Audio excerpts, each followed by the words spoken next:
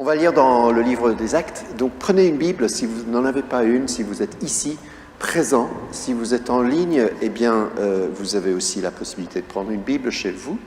Et nous allons donc lire. Comme l'a dit Jean-Luc, donc nous démarrons tout un cycle de réflexion sur la personne de Barnabas. Et à travers lui, on va réfléchir à l'Église.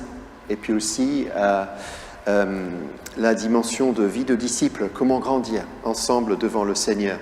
Et notre point de départ, c'est vraiment le contexte qui est donné dans le livre des Actes, l'Église à Jérusalem. Et nous rejoignons donc le récit au verset 42. C'est juste après le discours de Pierre le jour de la Pentecôte. Merci Vera si tu veux distribuer mes Bibles. Et c'est sur la page 152 du Nouveau Testament. 152. C'est bon? On y est tous?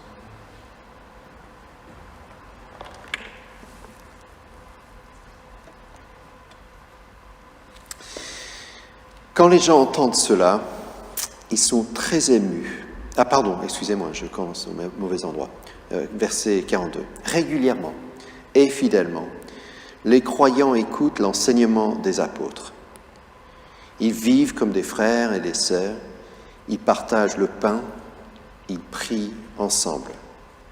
Les apôtres font beaucoup de choses extraordinaires et étonnantes, et les gens sont frappés de cela. Tous les croyants sont unis et ils mettent en commun tout ce qu'ils ont. Ils vendent leurs propriétés, leurs objets de valeur, ils partagent l'argent entre tous et chacun reçoit ce qui lui est nécessaire. Chaque jour, d'un seul cœur, ils se réunissent fidèlement dans le temple. Ils partagent le pain dans leur maison, ils mangent leur nourriture avec joie et avec un cœur simple. Ils chantent la louange de Dieu et tout le peuple les aime. Et chaque jour, le Seigneur ajoute à leur communauté ceux qui sont sauvés. Donc on va garder ce passage devant nous, si vous voulez bien, parce que ça va être un peu la base de notre réflexion ensemble. Mais prions ensemble avant. Seigneur, tu es la parole. Chaque fois que nous nous tournons vers toi, chaque fois que nous ouvrons la Bible, chaque fois que nous mettons notre cœur à ta disposition, tu nous parles. Et quand tu parles, c'est pour nous faire bouger, c'est pour nous changer, c'est pour nous vivifier et nous mettre en route. Et au début de cette nouvelle année scolaire, Seigneur, au début d'une nouvelle aventure French Connect, nous te disons que nous sommes là pour toi. Nous avons besoin de toi. Et que nous soyons chez nous en train d'écouter par l'intermédiaire d'un écran ou bien que nous soyons ici présents. Seigneur, nous t'écoutons. Merci de nous parler. Amen.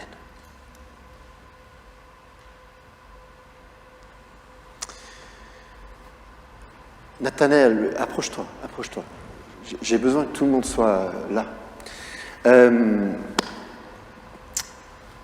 Et puis, Vera, tu peux pas te mettre là, juste comme ça, parce que sinon, tu vois mon dos.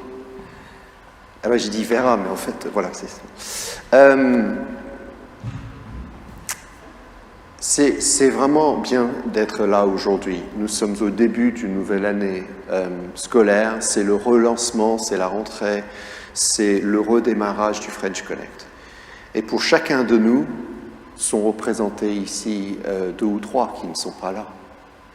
Parce que nous savons que le French Connect, depuis 3 ans plus, a touché des dizaines de personnes. Nous savons aussi qu'il y en a qui nous regardent par Zoom et vous êtes associés, même si vous n'êtes pas ici physiquement. Mais j'aimerais qu'on écoute et qu'on réfléchisse, non seulement pour nous-mêmes, mais aussi pour ceux qui ne sont pas là.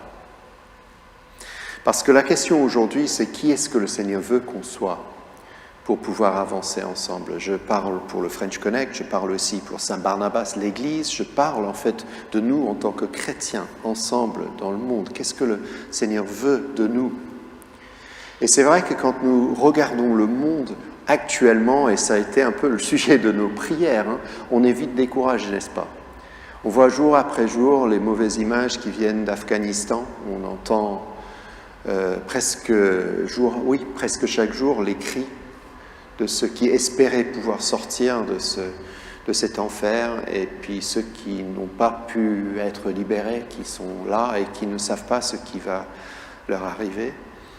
Nous entendons parler aussi des cyclones ou bien des troubles liés au dérèglement climatique. Nous savons autour de nous que les gens qui maintenant commencent à sortir de cette période Covid ont très peur. On essaie de lutter contre les mauvaises habitudes qui nous séparent les uns des autres. Tout ça, ça fait qu'on est vite découragé, n'est-ce pas? Mais le Seigneur n'est pas découragé et le Seigneur ne nous laisse jamais seuls. Et au milieu de tout ça, l'Évangile tombe comme un cadeau, comme une lumière, comme une pointe, comme une espérance, comme un souffle. Et j'ai pensé à ça cette semaine quand j'ai vu cette photo. Donc Paul, si tu peux, can you put the photo up, please, Paul? J'ai trouvé cette photo et je ne sais pas si vous l'avez vue. Cette photo, elle est magnifique. Je vais vous expliquer de quoi il s'agit. Il s'agit de la naissance d'une petite fille.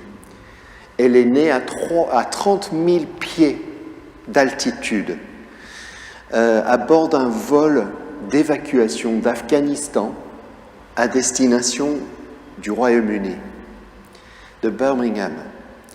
Et le réfugié afghan qui est la mère, la maman, qui s'appelle Soman Noor, qui a 26 ans, a commencé à travailler dans l'espace aérien au-dessus du Koweït. Et ne trouvant pas de médecin parmi les passagers, le personnel de cabine a dû aider la maman à accoucher de son bébé pendant le vol. Vous imaginez ça, le stress de l'événement. Et tout s'est bien passé et vous voyez là la photo du personnel avec l'enfant qui a quelques minutes d'âge seulement. Et tout le monde sourit même s'il porte le masque. Et ce qui est comme la cerise sur le gâteau de cette petite anecdote bien réelle, c'est que elle a été nommée Ava, H-A-V-V-A, par sa mère et son père, ce qui se traduit Ève, ce qui veut dire vivant. Vous vous en souvenez? La Genèse, Adam et Ève, ça veut dire la vie. Et je trouve ça absolument remarquable parce que c'est une sorte d'image parabole de l'Évangile en notre temps. Nous sommes désespérés, peut-être. Autour de nous, il y a des détresses qu'on ne peut même pas nommer. Et on est tenté de désespérer, et puis on se souvient que l'Évangile est question de naissance. C'est bien sûr la naissance d'un enfant, Jésus, mais c'est aussi notre naissance. C'est la naissance nouvelle, la naissance spirituelle qui est promise à chaque personne qui se tourne vers le Seigneur, où qu'il soit, où qu'elle soit. Et quand on se tourne vers le Seigneur, quelque chose de nouveau démarre qui est de l'ordre d'une vie. Et le Seigneur nous voit et il nous appelle Adam et Ève, mais les nouveaux. Adam qui veut dire fait de la terre, mortel, mais Ève qui veut dire vivant. Et comme ce bébé qui, pour moi, c'est une image d'espérance et d'espoir, quand on se tourne vers Jésus, on retrouve la flamme, on retrouve la force et on se rappelle de notre mission. Ceci dit, un enfant et un bébé nouveau-né, que ce soit physique ou spirituel, ne naît pas tout seul et ne naît pas dans un vide. Et j'ai trouvé cette phrase de la part d'un auteur anglais très connu, John Stott, qui a dit « Le projet de Dieu est que les enfants naissent et grandissent dans une famille stable et une famille marquée par l'amour. Son projet du coup spirituel pour le chrétien est pareil. Lorsque nous sommes nés de nouveau, nous ne naissons pas dans une salle d'accouchement isolée ou dans un lieu de quarantaine spirituelle. Nous naissons dans une famille. Notre passage a lieu un jour de naissance. 3000 personnes sont nées de nouveau le jour de la Pentecôte. 3000, c'est pas mal comme salle d'accouchement, hein? C'est pas un avion, mais c'est quand même un peu extraordinaire quand même. Autant de naissances le même jour, vous imaginez, comme le personnel à bord cet avion qui se disait, y a-t-il un médecin? Oh là là, il va falloir qu'on accouche nous-mêmes, ou qu'on aide, qu'on accompagne l'accouchement nous-mêmes, qu'on fasse un peu sage-femme. L'Église aujourd'hui est appelée à être ce lieu où est né, où sont nés de nouveau des personnes, où les personnes partent des ténèbres pour arriver à la lumière. Ça, c'est la mission de l'Église. C'est un lieu d'accouchement. C'est aussi un lieu de croissance. Et chacun de nous est sur ce chemin-là. Donc, nous sommes appelés à grandir. Et cette série sur Barnabas va nous appeler à grandir dans notre foi, à aller plus loin. C'est une série de prédications qui nous appelle à la croissance. Mais c'est aussi une série de prédications qui nous rappellent que nous sommes là pour accompagner la naissance. Et nous prions que pendant ce temps, par le parcours alpha, par nos contacts, peut-être par des personnes que nous connaissons, que nous pourrons inviter dans la famille de Dieu, des gens vont naître de nouveau. Chaque fois, nous dit l'Écriture, que quelqu'un se tourne vers Jésus-Christ, la personne est une créature nouvelle. La question devant nous aujourd'hui, parce que nous plantons un tout petit peu le décor pour cette série sur Barnabas, vous avez vu que Barnabas n'apparaît même pas dans notre passage, c'est que nous plantons le décor. Comment est cette famille dans laquelle on est quand on est de nouveau? Quand on vient à Jésus-Christ, quel est le terrain fertile dans lequel on est planté pour pouvoir grandir? Vous voyez, quand on se pose des questions sur l'Église en bonne santé, c'est en fait pas pour dire qu'une Église, on veut qu'elle soit belle, on veut qu'elle soit jolie, on veut que l'Église soit attirante, etc. Non, c'est parce que l'Église, c'est un terrain pour la croissance des uns et des autres. C'est une famille qui accompagne le développement spirituel de chacun. Tu es là, tu es dans une famille. Tu es là, tu es dans une famille. Famille, ça veut dire toutes les générations, tous les âges, tous les rôles. On est là les uns pour les autres, n'est-ce pas? Et donc, nous voyons dans ce passage des caractéristiques de la famille de Dieu telle qu'elle était à Jérusalem. Alors, j'aimerais juste faire un petit exercice avec vous. C'est pour ça que je vous ai demandé d'avoir des Bibles devant vous. Alors, ouvrez vos Bibles. Dans ce petit passage sur la Bible, la famille de Dieu à Jérusalem, moi, j'ai trouvé au moins 10 caractéristiques qui commencent avec la lettre P. Est-ce que vous pouvez les trouver? Qu'est-ce qui les a marqués? Qu'est-ce qui les a marqués? Qu'est-ce qui les a mis à part? Comment est-ce qu'on pourrait décrire cette communauté? Qu'est-ce qui est fort et important dans la vie de cette communauté qui mérite d'être souligné et qui commence, juste pour le jeu, par la lettre P? Allez, dites-moi, parce qu'en fait, j'ai 10 éléments là. Et on va les mettre, et je suis désolé pour ceux qui sont sur Zoom, mais on va les dire. Alors, qu'est-ce que tu avais dit? Partage. Alors, c'est exact.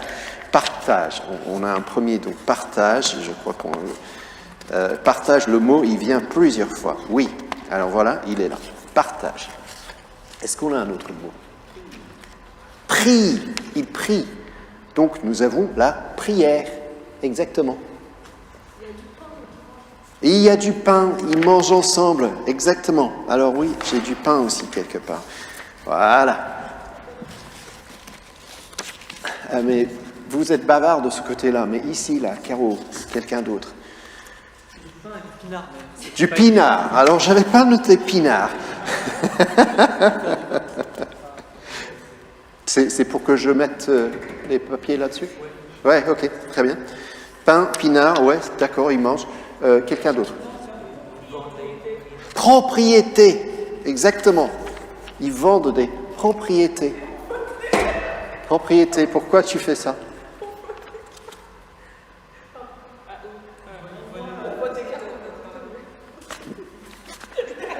Autre chose qui n'a pas venant de... Proclamation.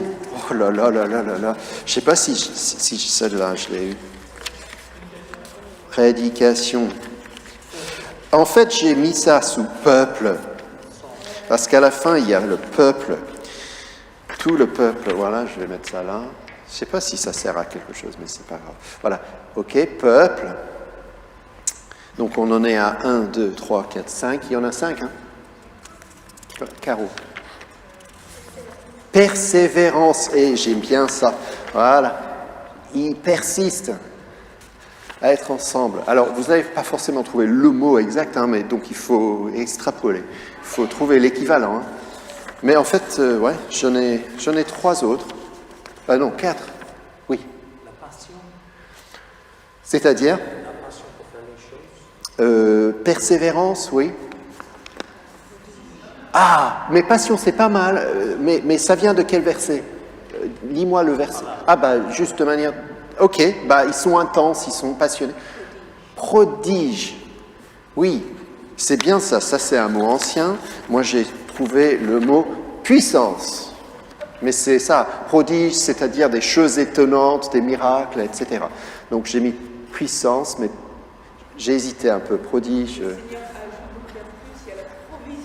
Provision, c'est incroyable, j'ai pas noté. Mais ça, c'était sous peuple un peu. Donc, on a proclamation et provision. Et c'est bien, il y a 12. On est 12, hein. On est 12, donc 12, ouais. OK, encore. Il y a au moins... moi, j'ai trouvé au moins 3 autres. Il y en a un qui est vraiment évident. Claire. Popularité, c'est le peuple, ouais. Le peuple les aime. Où est-ce que j'ai mis peuple, ouais. Popularité, pas mal. Providence, non. Alors, il y a un verset au milieu de ça qui est un peu étrange, quand même. C'est un verset qui dit que... où est-ce que c'est marqué, là? Ici, c'est marqué, les gens sont frappés de ça. Mais en fait, le texte dit que les gens ont peur. Il y a la crainte. La peur, le mot c'est phobos, hein, phobia, phobie. Et ils sont tellement marqués par ce qui se passe qu'ils ne peuvent pas le prendre à la légère.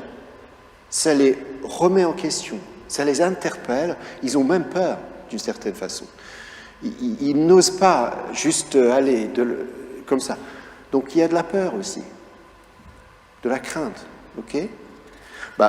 On dit qu'ils sont tous là, assidus. Donc moi j'ai choisi le mot présence, parce qu'ils sont quand même là, hein, présents. Ils n'avaient pas de Zoom à l'époque. Et puis il y a un dernier, alors avec aussi proclamation et tout. Alors enseignement des apôtres, exactement, c'est quand même la parole. Mais oui, quand même, hein. Mais la parole. Voilà, moi j'en avais trouvé 10, mais vous en avez rajouté 2 parce qu'il y a aussi la proclamation et c'était quoi? Et la provision et la passion, donc ça fait 13. Bon, ça peut continuer. Vous avez compris, je pense, qu'il y a une intensité de vie là, hein, qui est donnée à cette nouvelle Église. Et ce qui est intéressant, c'est que tout vient du Seigneur. Tout ça, en fait, c'est le produit du Saint-Esprit qui agit en eux. Ils sont nés de nouveau, remplis du Saint-Esprit, et le fruit dans leur vie ensemble, c'est tout ça. C'est qu'ils sont là les uns pour les autres. Ils persévèrent, ils n'abandonnent pas quand ça devient difficile. Ils partagent du pain ensemble, ils sont à table ensemble, ils échangent la parole, ils sont enseignés. Alors, Jean-Luc nous a dit au début que nous sommes aussi dans une réflexion sur le sens de l'Église et on parle de temps en temps des 5 essentiels. Ce sont 5 éléments qui, en quelque sorte, sont au cœur de l'Église. Et ces 5 sont là. Je vais sortir 5 P, mais en fait, c'est regroupé. C'est exactement ces 5 essentiels. Le premier essentiel, c'est ce qu'on pourrait dire, c'est la parole. Vous savez que dans la Bible, le premier sens de parole, c'est Jésus. Jésus est la parole. Et cette communauté, c'est une communauté centrée sur l'Évangile, sur Jésus-Christ. Ensuite, ils sont enracinés dans la parole, qui est la parole de Dieu, la Bible, le récit de l'Évangile, l'enseignement des apôtres. Ils puisent là-dedans. Une communauté en bonne santé est une communauté biblique, chers amis. Une communauté qui se construit dans la Bible, qui est focalisée, centrée sur Jésus-Christ, et non pas simplement sur des traditions, sur des idées. La parole, c'est peut-être le premier essentiel. Le deuxième essentiel, c'est sans doute la prière, voilà. Parce que la prière, c'est la communication qu'on a ensemble avec le Seigneur. Et par prière, on entend aussi adoration. C'est donner toute notre vie au Seigneur. C'est d'être dans cet échange de communication entre lui et moi qui est de l'ordre d'une respiration spirituelle. Si une église ne fait pas ça, elle meurt. Mais une église qui prie est une église en vie. Parole, prière, et puis partage. Parce que l'église est communauté. Dans ce passage, on a à plusieurs reprises le mot « ensemble ». Ils sont ensemble, ils font des choses, les uns les autres. C'est une phrase qui réapparaît tout le temps quand on décrit la première Église. C'est un partage qui est spirituel parce qu'ils partagent le pain, c'est-à-dire ils célèbrent la scène, parce qu'ils prient ensemble, mais c'est un partage pratique parce qu'ils vendent même des propriétés, n'est-ce pas, pour le donner. Donc il y a aussi la dimension d'entraide là. Il y a un partage social parce qu'ils vont dans les maisons et ils mangent ensemble. Donc partage. Et puis j'ai envie de dire aussi présence. Présence, parce que présence, ils sont quand même là les uns pour les autres. La présence du Seigneur qui est au milieu. Mais l'entraide est une dimension très très forte dans cette description qu'on a de la première Église. C'est une église où finalement, ils vendent, mais surtout pas pour s'afficher, pour montrer à quel point ils sont généreux. Ils le font pour que chacun puisse recevoir qui a besoin d'aide. Ils sont là, présents, les uns pour les autres. Et une église qui est présente à ses membres et puis au monde est une église qui vit. Et puis enfin, on a dit proclamation, et j'avais choisi le mot peuple. C'est-à-dire qu'une église en bonne santé est une église ouverte. Elle n'est pas fermée. Ce n'est pas un club. C'est un lieu ouvert. Les portes sont ouvertes pour venir et pour partir. Et dans notre texte, le peuple les voit. Le peuple est étonné. Et le peuple se convertit. Et jour après jour, le Seigneur ajoute à leur communauté ceux qui sont sauvés. Dans le vocabulaire que nous avons choisi pour parler des 5 essentiels, nous avons fait A, B, C, D, E. Les 5, A, c'est la prière, c'est adoration. B, c'est le partage, c'est la bonne communauté. C, je pense que c'était compassion, c'était charité, c'est la présence. D, c'est disciple, c'est grandir dans la parole. Et E, c'est évangélisation, c'est le peuple tourné vers le monde. Chers amis, la communauté à Jérusalem, elle bouge dans tous les sens. Elle n'est pas parfaite, comme nous le verrons tout à l'heure. Elle est dynamique parce qu'elle est centrée autour de ces 5 éléments-là. Et je me demande si nous, au French Connect, nous ne pourrions pas peut-être nous fortifier mutuellement en nous centrant de nouveau sur ces éléments. Et puis aussi en nous disant, mais qu'est-ce que je pourrais moi développer? Est-ce que j'ai besoin de craindre un peu plus le Seigneur, de le prendre plus au sérieux? Est-ce que j'ai besoin moi de partager plus de temps, de prier plus?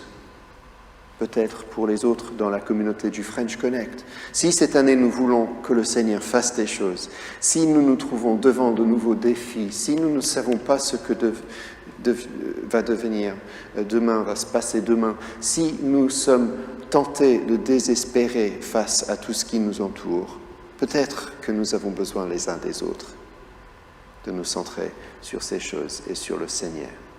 Je termine cette petite introduction à notre série avec 2 mots qui pour moi sont juste admirables. Le premier mot, c'est le mot koinonia. Ce mot se traduit ici par être ensemble ou communauté, etc. Ce mot, on pourrait l'associer au partage. Il veut dire communion fraternelle.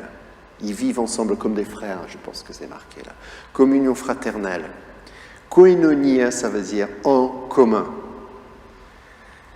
C'est la générosité d'esprit que nous allons voir chez Barnabas. La semaine prochaine, nous allons voir une deuxième description de la vie de l'Église qui va ressembler étrangement à ce passage que nous avons, parce qu'ils partagent, parce qu'ils prient, parce qu'ils écoutent la parole, parce qu'ils sont conscients de la présence du Seigneur, ils sont présents les uns pour les autres, parce qu'ils évangélisent, etc.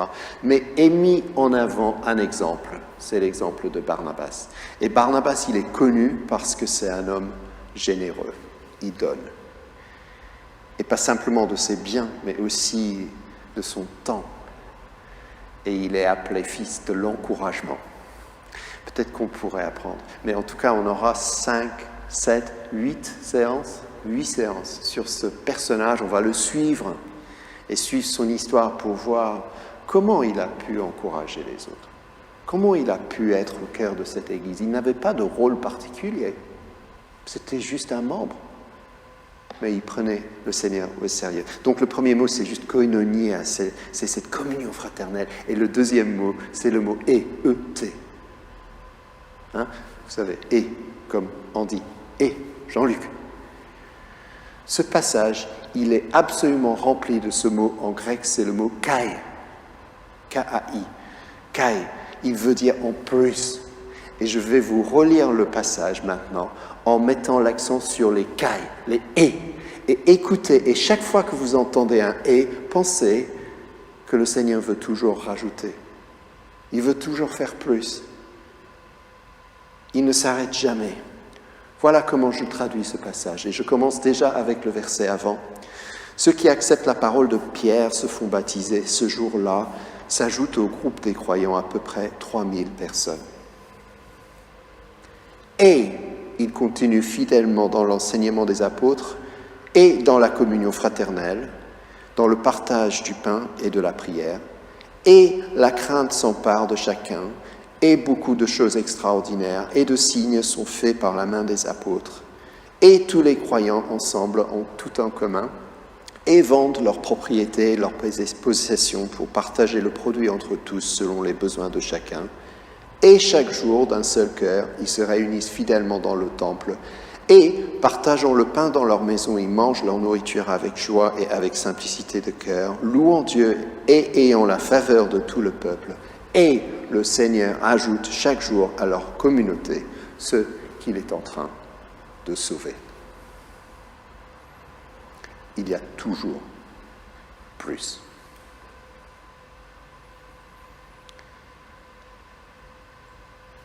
Donc on va prier, tout simplement, je propose, parce que nous sommes au début d'une aventure, là, de lecture. Nous allons cheminer avec Barnabas, et par l'intermédiaire de Barnabas, nous allons cheminer avec le Seigneur. Et nous allons développer cette notion de koinonia. Qu'est-ce que ça veut dire être ensemble pour se soutenir? Et nous allons développer la notion de toujours plus. Et Prions.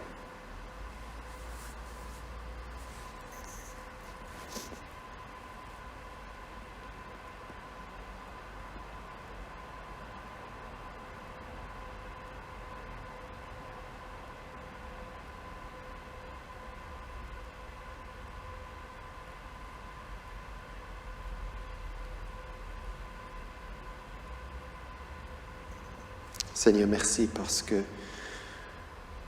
tu aimes appeler les gens à te suivre. Tu aimes quand les gens trouvent la nouvelle vie que tu leur offres. Tu aimes, Seigneur, mettre ton esprit dans le cœur de ceux qui se tournent vers toi. Tu aimes quand on grandit par la foi. Tu aimes quand on se développe et on développe de nouveaux talents. Tu aimes quand on risque des choses pour toi. Tu aimes, Seigneur, quand on n'est pas satisfait de ce qu'on a, mais on aspire à autre chose. Tu aimes agir, Seigneur. Merci pour ce passage qui nous rappelle que nous sommes embarqués ensemble dans la même famille.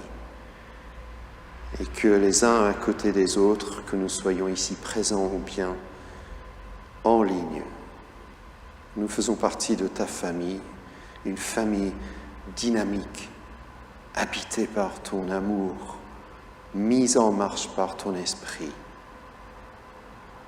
Merci pour l'exemple, Seigneur, de ces hommes et ces femmes qui étaient ancrés dans ta parole, qui priaient ensemble, qui vivaient les choses ensemble, qui s'encourageaient par l'amour pratique, qui n'avaient pas peur de déclarer le nom de Jésus-Christ à tous ceux qui étaient présents. Seigneur, aide-nous à suivre cet exemple. Viens, mets ton Saint-Esprit sur nous. Centre-nous à nouveau sur Jésus-Christ, Seigneur, au début de cette nouvelle année, au relancement du French Connect. Seigneur, tu vois que nous sommes faibles. Seuls, nous ne pouvons pas faire grand-chose. Nous sommes 12 ici aujourd'hui dans cette église.